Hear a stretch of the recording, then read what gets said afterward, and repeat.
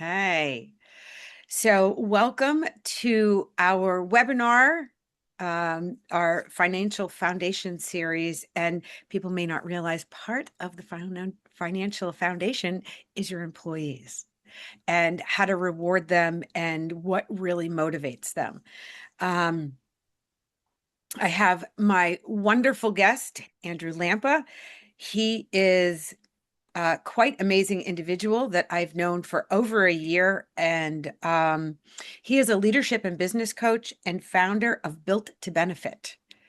After spending 14 years owning and operating a seven-figure restaurant with 25 employees, which he should have gotten a medal for just for that, 𝗟𝗺 now helps small business owners build teams that take ownership, perform with clarity, and care about the business.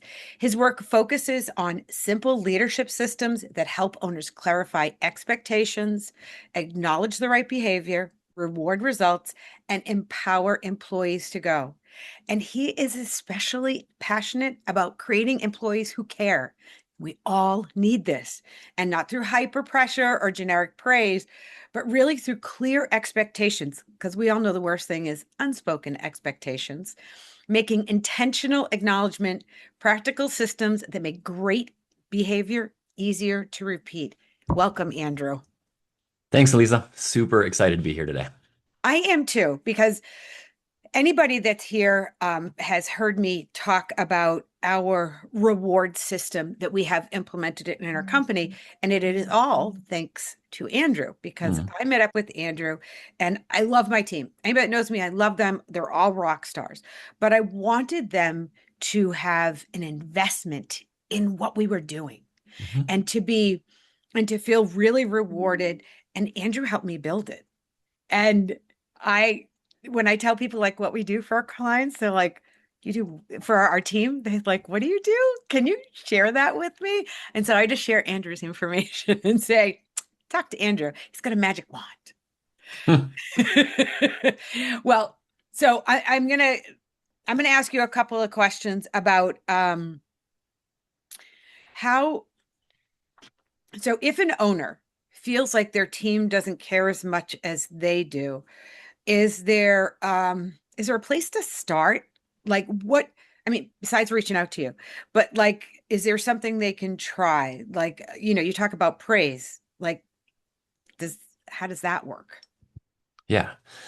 Well, I think a lot of owners are correct. Their employees don't actually care as much as them, but most owners think it's not even possible for their Okay. employees to care about the business as much as they do. And I honestly, I just don't believe it because I've experienced where my employees cared about the business as much as I did. And if we think about what do we care about? We care about things that are rare, that are unique, that are valuable. So if your employment opportunity is a very run-of-the-mill opportunity, it's frustrating, you don't have a good culture, your employees aren't really going to care about being there or the company because the grass on the other side is actually probably a little greener.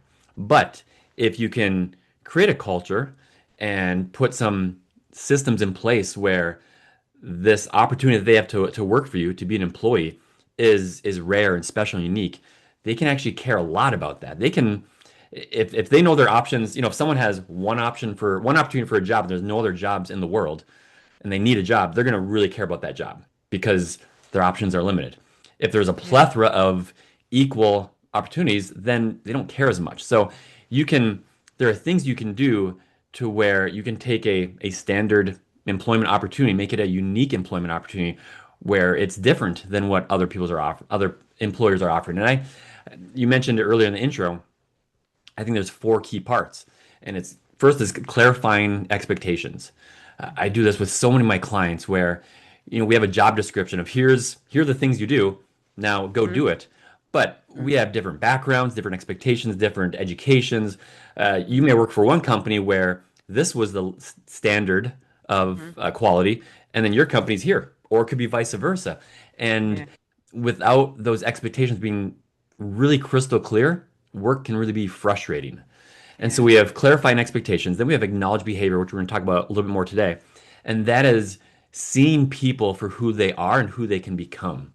When you have employees that feel good about working for you, where when they show up, they are seen for their extra effort they put in, not just by generic praise or appreciation, but actually acknowledging the effort, the internal work they need to do to show up the way they are. They're going to want more of that. And then next, which is the part you talked about, rewarding results. I, I think I think that does play a huge role in how we show up because business or employees, they don't want to go extra if there's nothing in it for them. And a lot of This- small business owners, they don't have anything for them. They're like, show up, work harder. Let's hit this new quarterly goal. Let's hit this annual goal. And if you do it, great. You won't You're receive going to get anything your on the back salary. end. Yeah. So, but why? So, in our experience in the world, we just usually pay people more money. I mean, Mhm. that's a nice reward, isn't it? It is, and I do think we should reward results. But I Okay. think, and there's two parts. It's rewarding the results. I think a lot of times we pay people money without results, so it becomes assumed that they'll get an automatic raise every year, or hey, I got a 5,000 bonus last year. Why didn't I get the same this year? Well, if you didn't have a system for how you create those bonuses, now your act of generosity, which I love being generous, one of my core values is being generous. But if last year the cash flow is good come December or January, like I'm gonna give my employees this massive bonus just because we're in a good spot. And 1 year later, maybe financially the company actually did better, but because of a big investment or expansion, cash flow is a little tighter. You give less of a bonus. Now you're actually frustrating your employees. So there has to be I think the best way to do is create a system of Hmm. reward and results. And that will move the needle, but people still want to be seen and acknowledged for who they are and what's possible for them. So, all right. So, what is the difference between saying like "good job" and like Hmm. a real acknowledgement? How do you know that you're saying the right thing? Like, Yeah. okay, so and I follow, and I can't tell you, I follow what Andrew does, what Andrew's saying here. I do not give regular raises. You can ask any of my employees because they have a vested interest in our company. And when they get a bonus, they know they earned it. It wasn't Hmm. just the company doing well, it was their part in making the company do better. So they feel very invested. But you're talking about praise. How do you like, what's the difference between the two?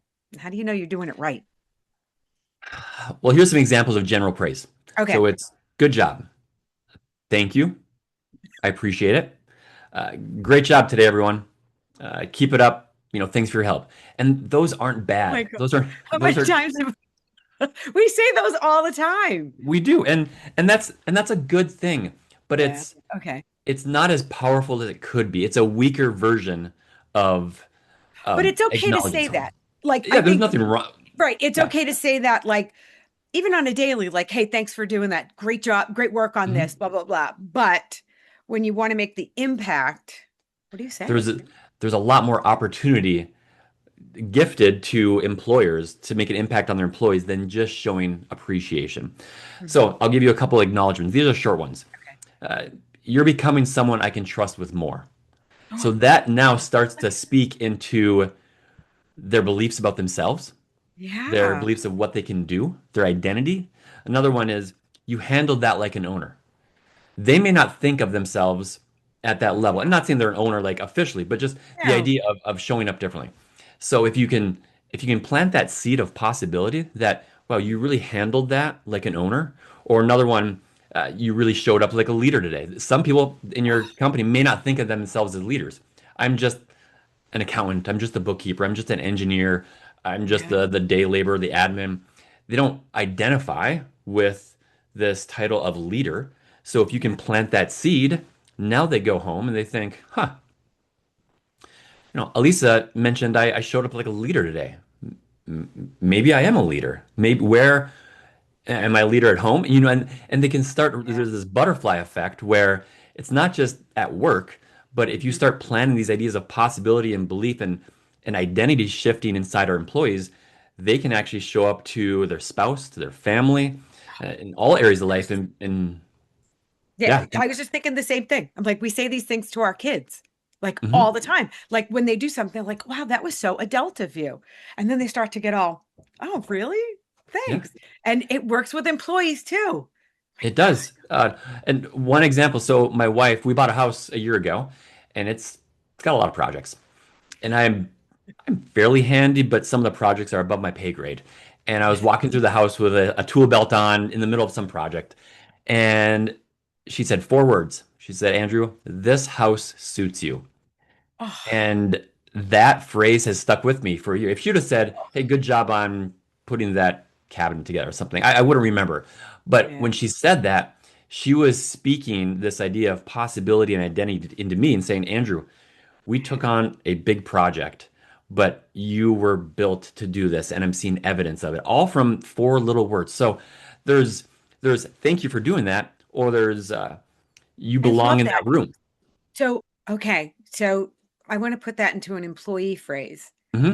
So, like this new position or this position suits you, Hmm. or, Well, if you had oh, an employee that maybe they need to start doing some outreach, some networking, yeah. and there's like base level networking, maybe like chambers or BNIs, and then there's professional groups that maybe some people don't feel they're ready to enter that room.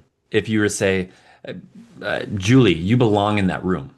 Mhm. That's an identity shift of saying there are people in there that, yeah, they may be a wide range of, initials after their name, but you can actually go in that room. You belong there. Now she goes home or he goes home thinking, man, Elisa just said I belong in a space that I've never thought about belonging before. And their identity starts to really grapple with that. And they look at other evidence of, could I do that? Have I done in the past? If not, she thinks I can. And then they start to, we have this limitation. I have a friend that, what's his phrase? He says, possibility always exists, limitations are created. And they're self-inflicted. But Yes. when other people start speaking possibility into you, Mhm. your brain starts to run with that. And one phrase isn't gonna suddenly they're gonna turn a new leaf and tomorrow they're 10xing how they show up. But a repeated drip of uh, acknowledgments and filling their identity tank can really help them see themselves much differently in how they show up for work, for friends, for family. So I love this, and I I love that you actually pointed this out and really walked through about how to do that, because there are times you want to elevate people in your company. Hmm. There's always like if you want to move someone to the manager position, and sometimes they don't feel like they can do it. So you just mentioned something about filling the tank. Um, and why that's and can you tell us why that is so important? Because people aren't always fabulous. They Hmm. sometimes make mistakes. Hmm. and and how do you approach that too without crushing their spirit? Because we're trying to build our people up, and we're Hmm. trying to make them feel ownership and feel like they belong and do their best work. But when you have to have that hard conversation, how do you go about that? So I owned a restaurant for 14 years. And if I could go back, one of the biggest things I would change is not filling that tank enough. And I'll explain what the tank is. But thinking back, yeah, 10 or so years ago, I would walk around looking for my employees to make a mistake, not hoping to make a mistake, but looking for mistakes that were being made. And then I would point them out. I thought that was my job. Hey, that menu item doesn't look like it should. You need to add more ingredients or something. Or, hey, that table hasn't been, the refills are getting low. Go do that. Or something in the kitchen. And so I would simply walk around pretty much tearing people down, pointing out all the ways they're screwing up. How'd that work? Did you have a lot of turnover? Just Yeah, say. for definitely periods of time I had turnover and having harder conversations, actually like a quarterly performance review or even monthly. And there was a point where I actually got, when I started figuring this out, I could do weekly reviews and it went really well because I was feeling a tank. But the point is we all have this, I call it an identity tank. And it fluctuates in how full it is based on deposits and withdrawals. So deposits can be when someone says something acknowledging towards you that like, wow, I guess I am that way. Or if they do something good in their life and they win an award or something. There's all these times that our identity does, our tank can get deposits, but withdrawals happen a lot too. These are when we think about past mistakes and we ruminate on them. That takes our tank down. Or when we have these difficult conversations from a manager, or if we have a critical comment, unwork related. But so our tank is oftentimes going up and down. But if it's really low and you need to have a performance conversation or an important conversation, then they start going in deficit. And that's where things get really challenging.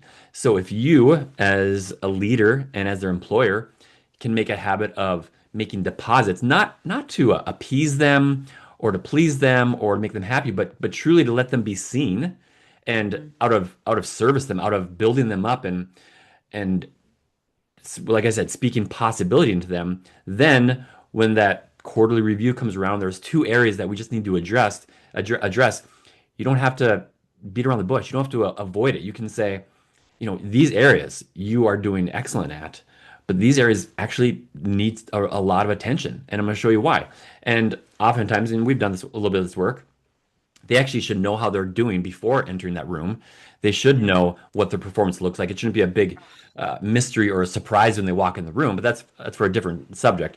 But if you can build a habit of, yeah, building your employees up through really not just saying please and thank you and that, because those are very short-lived. They don't last. Yes, everyone wants to be appreciated, but it's those deep acknowledgments. And I can go through a script here in a little bit that can really show like, wow, I'm for the first time or, something, they're really speaking so much belief and truth into me, and I feel great. Ugh. So I love this because it helps with people's self-esteem. And when people have Hmm. good self-esteem, it raises the whole company. There's no two ways about it. But before I want to hear your script, and I think that is also important. But there's one thing that some people have trouble with praise and acknowledgement. For example, there are people on my team that if we're in a team meeting and I call someone out and I say like, "Hey, you really rocked it with the client. They're so happy, blah, blah, blah." They actually get cringy. They're like, "Oh, why is she calling me out?" So that also goes a long way with acknowledgement. How do we address that? Like some people love public praise.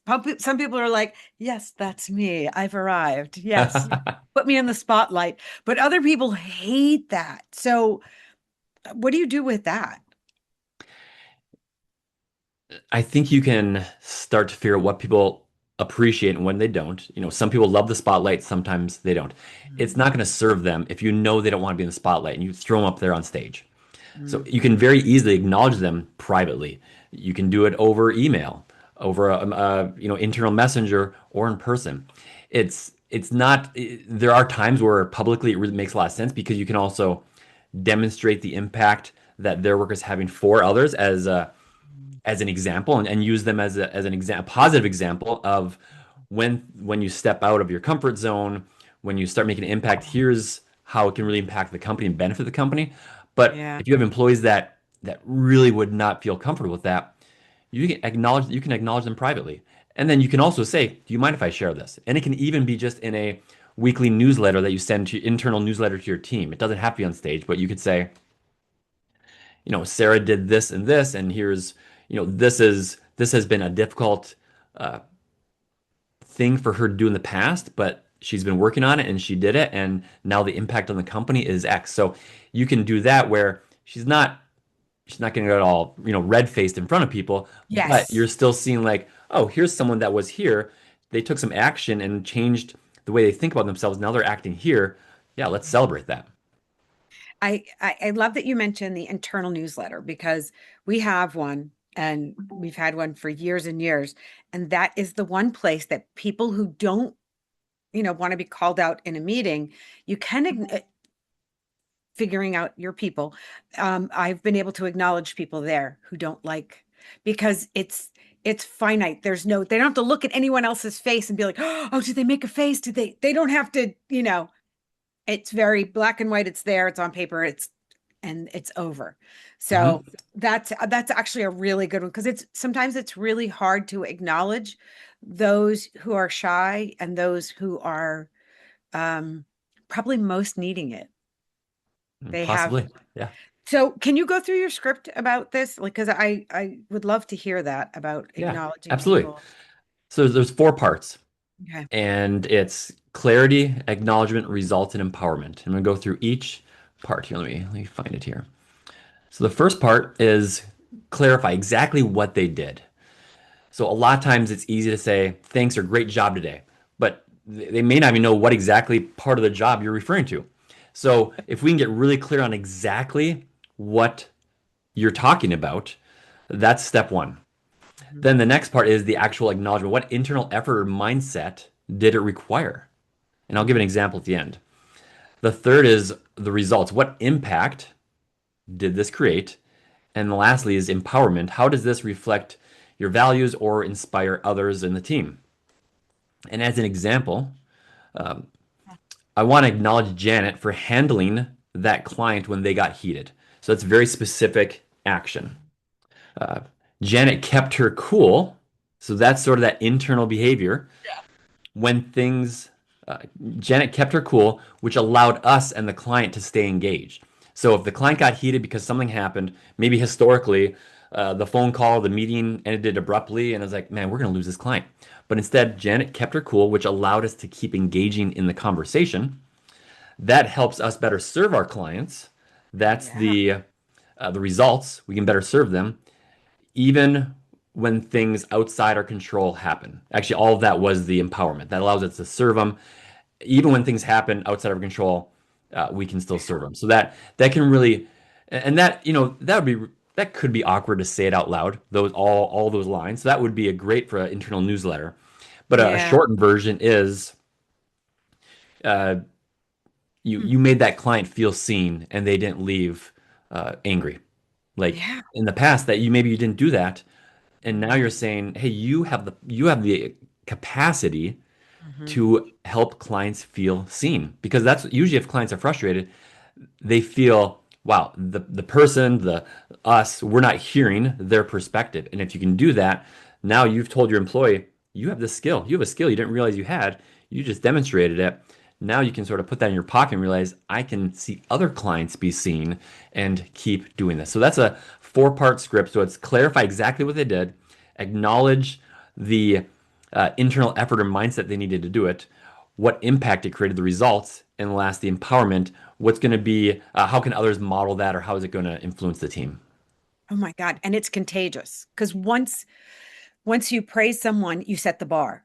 Hmm. And then the rest of the team looks and says, "Oh, that's how we're supposed to behave." This Hmm. is this is so good. Um, okay. So, um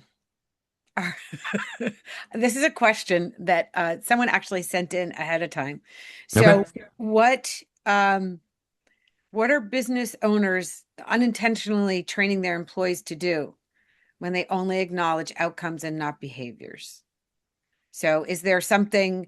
So, longer story. Someone had asked about they kept trying to help someone acknowledging like doing outcomes, and they weren't getting what they wanted. They got the good job, but they weren't behaving the way they wanted them to. So, like, what? How do you adjust for that? How do you change that? Well, when we only praise outcomes, and that's why I say we acknowledge behaviors and reward results. I Okay. want to reward the outcomes, reward the results. Hmm. If we only praise them, that's going to prevent, generally speaking, your employees from taking risks. That's going to keep them safe. It's similar if you're parenting a kid and you say, good job, Tommy, on doing this thing. Well, Yeah. they want to hear more of that. And they know Yeah. if they try that thing, they may not get the blue ribbon. They may not get first place. So they're going to stay only doing the thing they know they can get praised for. And that'll limit your employees' ability to think they can do different other stuff or expand beyond what their prior levels they could do. So if we're only praising the results, then subconsciously your employees will generally steer to only doing those things that get the results. And if you want better results, different results, results in different areas or with different clients, it's going to be harder because we need to go upstream with our acknowledgement. We were focused on the outcome, but every outcome is because of an action, and actions come from identities and beliefs. So if we can go upstream and Okay. speak to that and say, you know, you the way you showed up for that, or the effort you put in doing that. Now we're acknowledging their effort, not the results. And so now they believe, huh, I'm able to put extra effort into learning a new skill. Yeah. All these things that if we only praise the final end result outcome, they're not going to believe anything different about them upstream, if that makes sense. No, yeah, no, absolutely. Because I, it's so it's interesting because a lot of times you reward people like great job on that, you did this, but it's really the behavior that we're really looking to get, and then that feeds to their identity. And Hmm. that's really where what you want to grow. It's not the outcomes because there's a funny story at one of the banks. They wanted their people to get more people to open up bank accounts, and it's a famous one. And they did. They got people to open up more bank accounts, but they behaved badly doing it. They had fake bank accounts because there was so much pressure. They were so focused on the outcome that people actually did bad things to get Hmm. that outcome. And if you can focus on the identity, is what you're saying, then that can really. Okay. So we want to train our people to do have good behaviors, not just open bank accounts. Yeah. Okay. Um, okay. Why does oh, okay. Why does acknowledgement build identity and not just morale? Hmm. So I know you talked a lot about building identity, but I hadn't thought about morale. Well, I think morale is just, how we feel, and I think they're definitely connected. But Yeah. morale is impacted by appreciation. Hey, my boss appreciates me, but it's there's still a line, a gap between morale and identity, and that's where appreciation doesn't really touch on, or a thank you, a good job, because it's and sometimes we can even an eye roll if we think it wasn't a big deal. Like, hey, you did something, they like, oh my goodness, great job. I'm like, it really wasn't much. And so now there's almost this negative reaction to it. But if you can once again keep going upstream as much as possible to the belief, because we all have this ticker tape in front of our mind's eye every day of who is Andrew, who is Elisa, and that is it's sort of that bucket idea or that tank. Um, we're constantly thinking about, yeah, who am I? And that acknowledgement directly taps into that feed and says, hey, whoa, you actually can be this. The appreciation doesn't really touch that.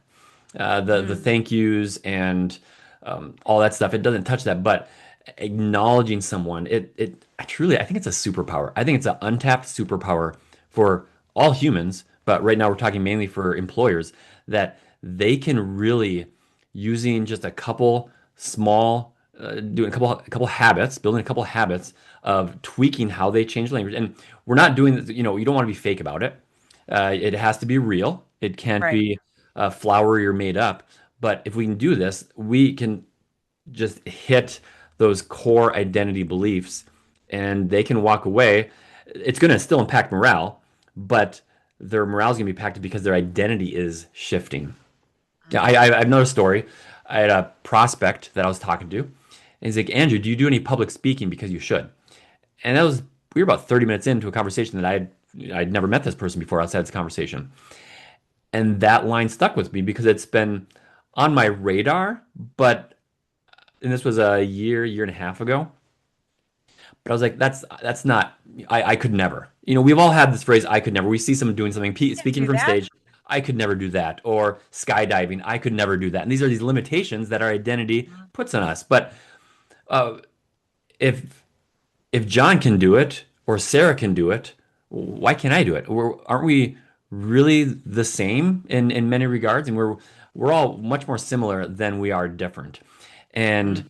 when when they said that, that stuck with me because it was sort of eventually I want to do that, speak more publicly, do speaking engagements. But in the moment, I was like, well, no, like who am I? I could never, or I couldn't right now. And him just working with me, spending 30 minutes on a prospect conversation was like, wow, what did I do, or how did I have that impact that he thinks I should speak? He was an accountant, and he said, we do a quarterly event here in town. You should see if you can get on the docket. And I was like, that lifted my identity, my spirits, my morale of, huh, he had no reason to butter me up. I mean, he wasn't trying to win anything from me. He saw something, he spoke it. He didn't, I don't even think he meant to acknowledge me. It was just something he saw, but I took it as an identity shifting statement. So Wow. acknowledgments will impact identity, morale. Uh, Saying thank you, they sort of stop short of identity. So I love, and so this is something that you taught me also when helping people create this identity, because I call my team rock stars because Hmm. they are. And it actually impacts morale so much. And I just don't say that they're rock stars, but I tell them what it means. And each one has their own individual traits that make them incredible at what they do and what they bring to the team. And I just came back from a conference and someone questioned me on this. I went in and my whole team is there. And I said, welcome, meet my team. I said, they're all rock stars. And he leaned in and said, but are they really? I was like, of course they are. And he's like, yeah. I said, oh no, we've gotten rid of all the ones that aren't rock stars. Hmm. And from that moment, my team, you could see just like, because they know what being a rock star on our team means. But me telling them that, no, we got rid of all the people who weren't rock stars. They were like, and I'm still here. It raised morale. I got lots of praises because anytime I spoke with someone, my team would come up behind me and they're like, she's the best boss ever. And they would run away. I was like, but it was instantaneous. You could see it physically because I'm not in person with my team very often. Once a year, we Mhm. see each other. It's remote. But the body language that I saw happen from that, it was that acknowledgement. It was boosting morale for all of them. Yeah. So, and thank you for that. You really did help with us getting there. Mm. Um, is there, oh, wait. So what does done look like? So like we go through this, we start acknowledging our team and telling them specifically, and what are those things that they do well, giving them this incredible identity. What's the end result? What does done look like? Like when we're like, when we've done this, what does it look Hmm. like for the employee? What does it look like for the employer? I think first of all, you're gonna have a way different culture. You're gonna have an amazing culture. I define culture as how we do things here. 5 words. If you Yeah. think about culturally in different countries and stuff, you Yeah. generally say, what's the culture there? Well, it's how we do things here. If you Yeah. go to England, they have tea. That's part of their culture. If you go to Mexico, maybe they take a siesta. Like that's how we do things here. So if you build a habit of acknowledging, and the acknowledgments don't have to just be top down. They can be side to side. They can be down up. There's a lot of different ways you can acknowledge someone. And like your example about the rock star employees, that is a great example. It was when that employee said, "Well, I must be one because we've gotten rid of all the others." I mean, that's Yeah. huge. So Hmm. that is the first thing is a culture shift. Next is those difficult conversations. Those conversations, which a lot of business owners avoid. I avoided them for years with Oh, some employees. me too. We hate those conversations, but there are things you can do make their performance a lot more transparent, at least between you and them on a regular basis, not just that once a year big reveal. So what do you, and I'm sorry to interrupt you, but Yeah. what do you think the frequency should be? Like for giving these like they call them quarterly conversations, or like some do a yearly performance review, which makes me crazy. But what do you think the cadence should be on that? I review? think for small business, I think quarterly or monthly. Okay. When I owned my restaurant, I did it weekly with my staff.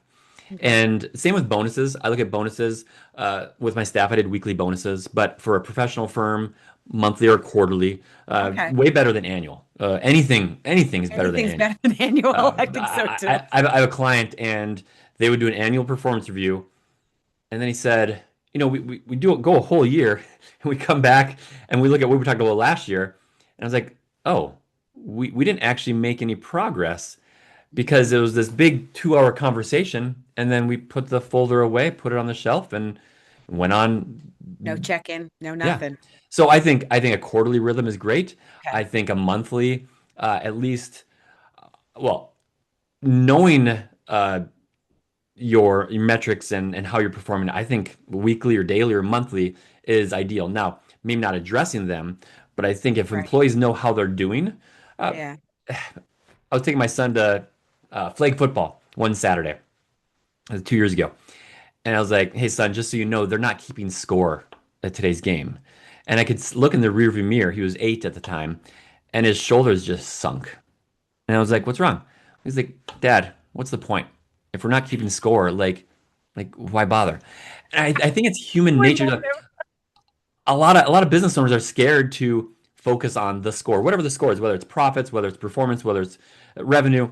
But but human nature wants to perform to a certain level. yeah. They want to see, where are we compared to last year? Where are we so far this year? Are we close to our goal? Do we have a goal?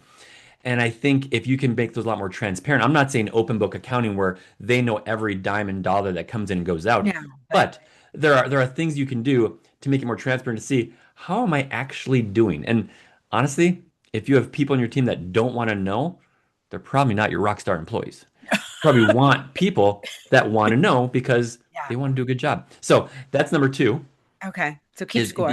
being easier to have those conversations Yeah. because they know the Well, score. then they'll know. They'll And yeah. know. It's like there's no surprise. Mhm. Yeah, there's a famous quote by Tom Brady, and he talks about how football is so easy because there's a scoreboard and you know if you're winning or not. Yeah. And I'm like, that's totally true. And And that's in business too. It really can be. yeah, And not saying it just doesn't have to be profits and the P&L. It can be other things. It can be impact. It can be other metrics. Yes, revenue and profits are, excuse me, obviously major ones, but you can create a well thought out scoreboard for your team that they look at and see, how are we doing across these different metrics. And then you ask the end game. What's the third is, you have employees that are able to perform and are able to do things that they didn't think was possible before. Not just make more money, run faster on the hamster wheel, not at all, but actually able to show up differently. If they are continually being acknowledged for the every step they move, they can keep moving. If they never hear that, they're going to stay, you're gonna right stay here. right They're there. going to. And plus it's safe. It's safe to stay right here. Mhm. So you're allowing like that safe place for them to go to. And then those that are motivated by praise really want to get more. Um, okay. Um, did I ask you about money, about paying them more? I can't even We did. remember. I think we talked about I the did. beginning. Yeah, Okay. Is there anything that we didn't talk about that you would like to, um, because the coaching that you provided for our company really put us on another level. It, I belong to so many peer groups, and when I told them what I was doing, they were just couldn't believe it. Like, I'm giving people numbers to know if they're winning. I'm giving people um, acknowledging them. And it's not common in the accounting industry. In the Mm. accounting industry, it's still very old school. It's very, Hmm. everything's related to the P&L, and you really pushed us away from that. Not that that's not a good measurement, because of course you need to make money, but giving people a number to know if they're winning is just one part of acknowledgement. And Hmm. then building in the quarterly. So I do quarterly conversations, and then my managers do monthly Hmm. conversations. And no one's ever surprised, like you said. They go in and they're like, yeah, I crushed it, or "Ah, my numbers are off," because they Yeah. already know. Well, and you're just compressing time. If you wait to have those conversations on an annual cycle, I mean, it's 365 days. If we can turn that into 90 days or 30 days, you're just compressing time. I think one thing I want to sort of end with is, if there's one takeaway, Mhm. it would be acknowledge those things that you want, those behaviors you want to see repeated, Mhm. or who they're becoming, and speaking possibility. Because saying good job is fine. But Mhm. when you say, something that demonstrate this is the action I want to see more of, like Mhm. you're becoming someone I can trust with more, whatever action caused that, they're Mhm. like, oh, I will do that more. Or, yeah, who they're becoming. You belong in that room. So if you can focus on language that's not just appreciation, but becoming language, possibility language, repeating action language. Think about use those lenses to see what activities, characteristics, behaviors. One thing I'll just core values. I think core values are such an underutilized part of business. I leaned in my latter years of owning the restaurant. I leaned heavy into our core values, and it served me and my team so well. So if you want a place to start, figure out what your core values are. And I have a unique process of doing that where we don't look at what are some aspirational human traits we want to put on the company, but actually what are the owner's values? Because I think those the owner's values are the foundation for the small business's values. Not for a big corporation, but for Yeah. small businesses, the Mhm. owner's values have to be at the heart of the company's values. And once you know the core values of the company, then you can figure out what are the core behaviors. If your value is generosity, what does that behavior look like in day to day when engaging with clients, when engaging with teams, suppliers, whoever it is? Those are some great areas to start acknowledging because ideally, you want employees that align to your core values. So if Yeah. you can get clear in your core values, figure out what behaviors those should create in tangible terms, and then look for evidence of those things happening, that can then tell people, oh, I am becoming this version. Or when we have those quarterly conversations to look at core value alignment, we can say, yeah, no, I'm there. That was a tough one. I'm generally I generally go this, but your core value is yeah, generosity. And Yeah. and it feels good to know that if I act generously in the company, you're not going to get upset. My last boss, he would have got so mad if I was generous because his core value is profitability. But yours is generosity. So now I can act in that way, knowing that it aligns with how you want the company to act. Well, and you actually bring up a really good point. If you don't create core values, people will create them for you. They will tell you you are profit and loss oriented. You are. So you are it's good to have those. We actually do our performance values on our core values. We Hmm. we actually do that. And one of the things that we've done, something it was a suggestion from you, is we actually created examples of our core values for the team so that they could follow them, so they understood. So it took me a whole quarter, and every time somebody said something that was part of our core values, and one of our core values is be innovative, and someone said, "Oh, let me try that." And it was a quote. And so I created all these phrases that people said that illustrated our core values. And it helped people see something that they said. And so it empowered them, made them feel good, but Hmm. it really defined our core values and what they're supposed to look like. So And that that's was such a amazing. simple leadership system you created because core values, I think, for so many people are this uh, just sort of thing that's out there. And taking it super tangible, say, here's 10 phrases that Hmm. one who was living our core values would use. Let's see if that works. Let's try that. Yeah. That's a simple system. And then I would say leadership carries a lot of weight when we don't put a good design in. But design can actually carry a lot of the weight that I think a lot of people, our personality thinks we need to carry. But if you design it like you did, then you don't have to carry so much leadership weight. Yeah. And we got a lot of things to do as leadership. So one Yeah. less thing on our plate. Yeah. If anyone needs to get in touch with you, where can they reach you at? Yeah. On all the platforms at Built to Benefit or built2benefit.com. Okay. And you can find me on LinkedIn as well. Okay, great. everybody, please reach out to Andrew Lampa. I'm telling you, he made a huge difference in my company. And if you feel like we're talking about fluffy stuff here or about all these soft things, he actually puts metrics behind it, like spreadsheets, and that's his other love, just so you know. And I have been able to take all the fluff and put it to numbers and bring those two things together so that money meets the core values. And it's been really an amazing, amazing experience.